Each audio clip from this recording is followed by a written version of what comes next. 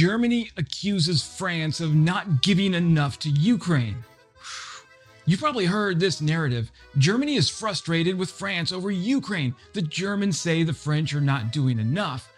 The French roll their eyes, and now we've got a growing rift over who's pulling more weight on military aid to Kyiv. But here's the problem. This isn't a fair fight. Not in firepower, but in metrics. Germany is measuring pledges. France is counting deliveries. And when you stop looking at the headlines and start looking at impact, a very different picture emerges. So let's set the record straight with receipts.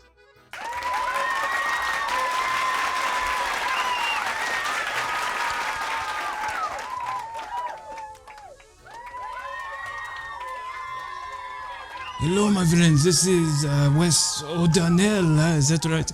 And he's going to be talking to you about the French's donations, because it is very good. Berlin has publicly voiced its disappointment with France's military aid packages to Ukraine.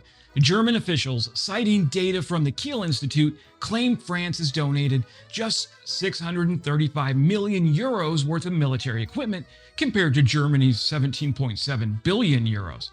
Cue the outrage. Except France is calling BS.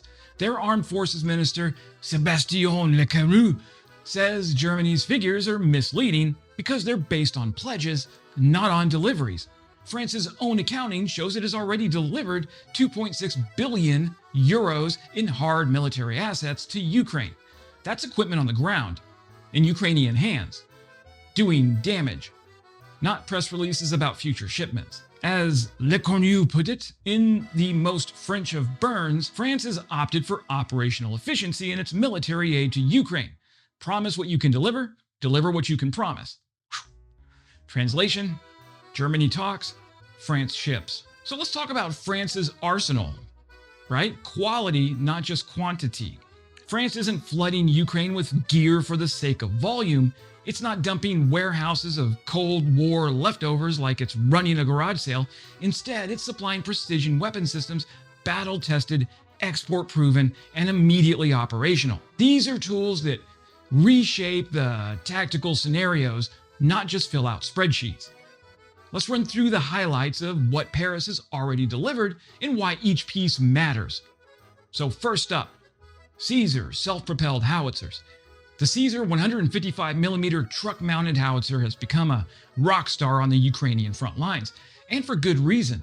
With a firing range of 40 kilometers and up to 55 kilometers with rocket-assisted shells, Caesar combines the firepower of a traditional artillery system with the mobility of a 6x6 truck chassis.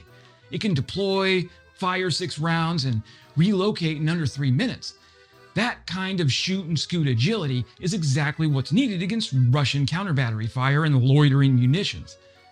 France has delivered 30 Caesars so far, with 12 more on the way in 2025.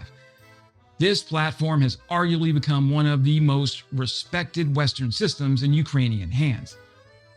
Next up, Scalp EG cruise missiles. The Scalp EG, known in the UK as the Storm Shadow, is a stealthy precision-guided cruise missile with a 250-plus kilometer range. These are strategic game changers capable of striking high-value Russian targets like ammunition depots, command posts, and bridges deep behind enemy lines.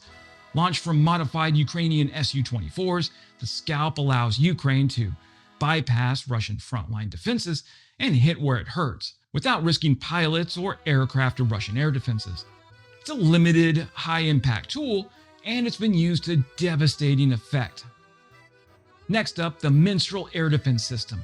The Minstrel Man-Pads, or the Man Portable Air Defense System, is a shoulder-fired infrared-guided missile with a high kill probability against low-flying aircraft, drones, and definitely helicopters. Operated by a 2-person crew, the Minstrel system is lightweight, deployable, and deadly within its range. What makes Minstrel particularly relevant is that it is one of the few short-range systems in the West that's designed for frontline troops, not just rear area defense. France has already delivered at least 6 Minstrel systems, with more integrated into Ukraine's layered air defense strategy. Next up is the SAMP-T Mamba air defense system. The SAMP-T, or the Surface-to-Air Missile Platform/Terrain, is a NATO-tier medium to long-range air defense system, co-developed by France and Italy. Nicknamed the Mamba, it's Europe's answer to the American Patriot system, capable of intercepting ballistic missiles, cruise missiles, and high-speed aircraft. France has contributed a SAMP-T battery to Ukraine, making it one of the few Western systems capable of countering Russian ballistic missile threats, like the Iskander or the Kinzhal, depending on trajectory and detection. This is a high-end strategic air defense asset, not just tactical cover. Okay, then there's the Crotale EG system, or the Rattlesnake, which is a mobile, radar-guided short-range air defense system. Ideal for intercepting fast-moving threats, again, like cruise missiles, definitely helicopters, and yeah, even drones. Ukraine operates 2 Rattlesnake batteries, and they've proven useful in defending strategic infrastructure from Russian missile barrages. Think of them as Ukraine's new SHORAD backbone, providing a second layer of protection beneath systems like the IRIS-T and the NASAMS. Okay, so let's talk armor. The AMX-10RCR is often referred to as the sniper on wheels. It's fast, mobile fire support vehicle with a 155mm gun, advanced optics, and high-speed maneuverability. It's designed for rapid deployment, urban combat, and light infantry support. Ukraine has received 38 AMX-10 RCRs, which have already been deployed in reconnaissance and fire support roles. Now, while they're not Leopard 2s, they don't need to be. They fill a different role entirely, offering speed and punch in a dynamic environment. Then there's armored personnel carriers, VABs, and bastions. France has shipped around 260 VAB armored personnel carriers. It's a workhorse for France, and multiple Bastion 4x4s. These vehicles are essential for troop mobility, medevac, and frontline logistics, giving Ukraine's infantry the protection and flexibility they need to maneuver under fire. The Bastion, in particular, is known for its modularity and off-road performance, perfect for Ukraine's diverse terrain and infrastructure constraints. Then there's a whole list of aerial weapons, AASM hammers, bombs, training jets. France has contributed numerous AASM hammer-guided bombs, which are GPS, INS, laser-guided smart munitions dropped from aircraft. These are crucial for precision airstrikes, especially in contested airspace. And then there's the big headline: the Dassault Mirage 2000s are being delivered in 2025 alongside pilot training for Ukrainian airmen. That's not symbolic support, that's force generation. Then there's the anti-tank and man-pads arsenal. Beyond the flashy items, France has delivered 1,002 AT-4 anti-tank rocket launchers, plus additional stocks of Milan, Javelin, and its own Acheron MP missiles. These systems are vital for ambushing armor, neutralizing IFVs, and reinforcing trench line defenses. Intelligence training and satellite support is on the list as well. France has provided real-time battlefield intelligence via its Ceres, CSO, Pleiades, and Helios satellites, offering Ukraine a persistent ISR advantage. It has also trained thousands of Ukrainian troops, both in France and in Poland, ensuring that systems are not just delivered, but mastered. The bottom line, well, this isn't just France handing over gear to check a political box. This is targeted, layered, strategic military aid designed to give Ukraine what it needs now, while building for what it will need next. So while the spreadsheets may favor those who make the biggest pledges, the battlefield favors those who deliver impact. And France? Well, France has delivered. Quietly, efficiently, and with precision. And maybe with just a touch of croissant-fueled flair. Zota Lord, you called 30 Caesars as Scalp missiles and laser-guided ASM bombs? Not enough? Sacre bleu! Okay. You want a baguette with that leopard tank, huh? Calm down. At the risk of triggering yet another German invasion of France, let's bring the temperature down a notch, okay? The Kiel Institute's data isn't wrong. It's just limited. It focuses on pledged value, not delivered effect. So when Germany says it pledged 17 billion euros in aid, it's technically true. But how much of it has arrived on time? How much is still in procurement limbo? And how much is usable in the now when Ukraine needs it most?